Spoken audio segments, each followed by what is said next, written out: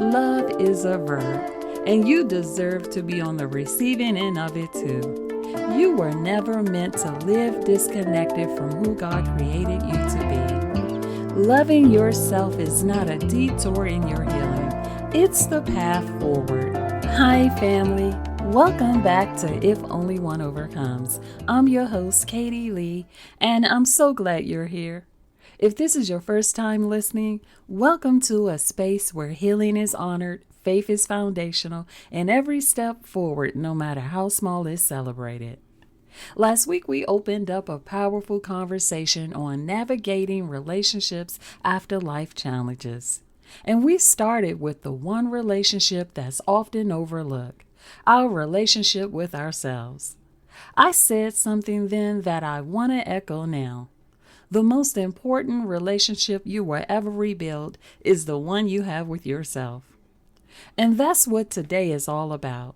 We're going deeper. We're exploring what it really means to love yourself, especially after trauma, heartbreak, or disappointment.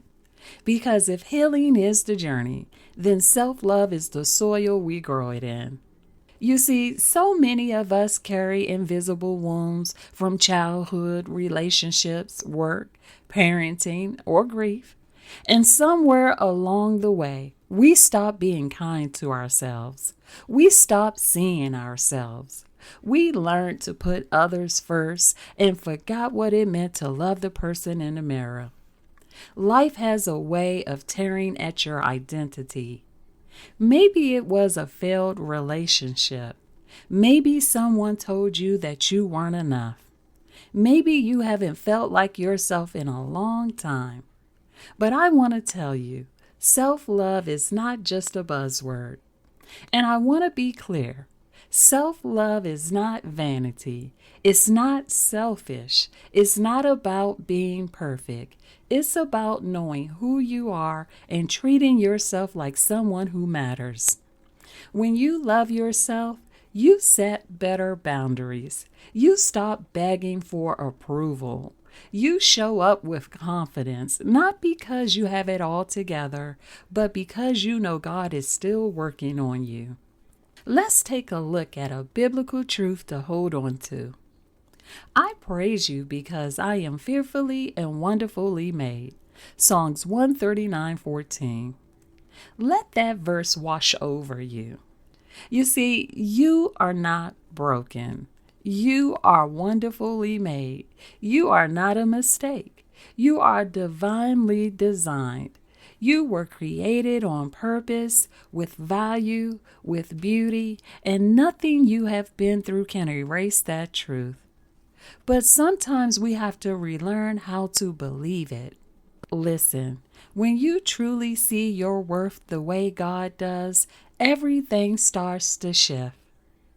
Let's get into some real tools. Here are 5 practical, spiritual, and emotional ways to begin loving yourself again. 1. Replace the inner critic with truth. The voice in your head matters, and if your thoughts are constantly tearing you down, it's time to flip the script. Try this. When a thought says, "I'll never be good enough," respond with, "That's a lie. I am growing, and I am enough today. I am loved. I am not a mistake. God is not done with me." Write these down. Put them on your mirror, in your phone. Speak them out loud. Faith comes by hearing. Romans 10:17. 2. Practice sacred self-care. Self-care is not about luxury. It's about nourishment.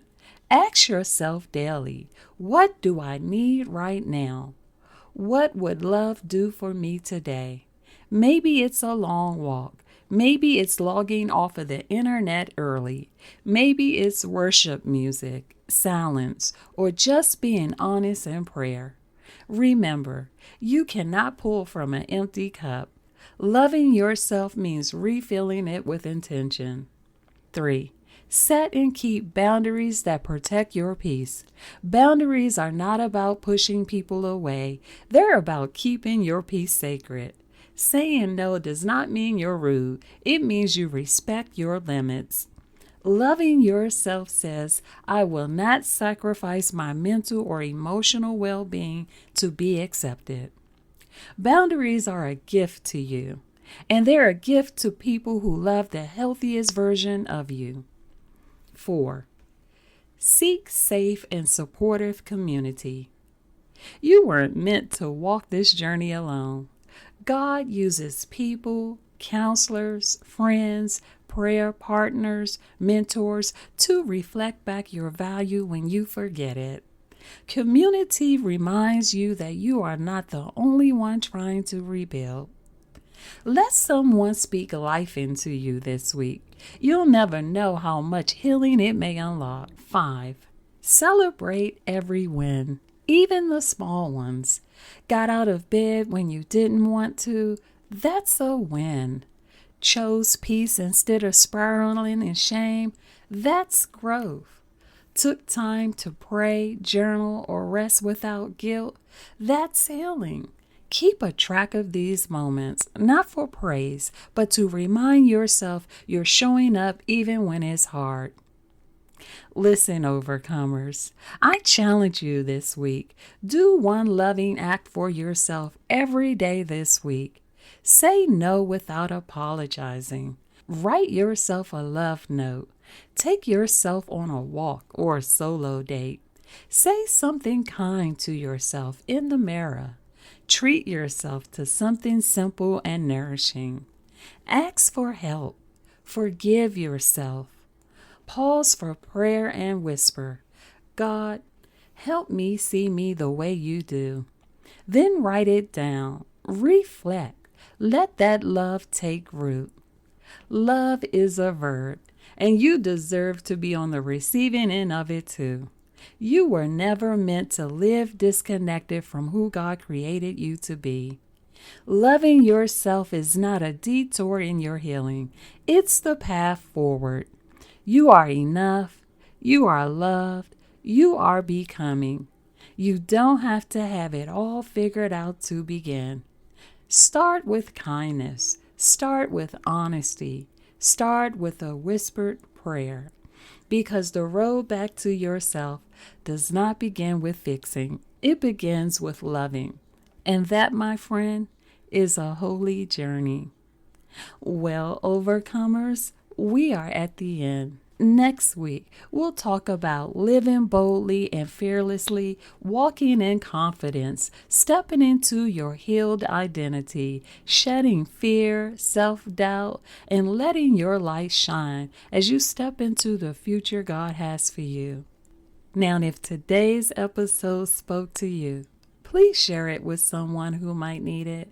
And if you enjoyed today's episode, be sure to subscribe, leave a review, or connect with me on social media at If Only One Overcomes. I would love to hear from you.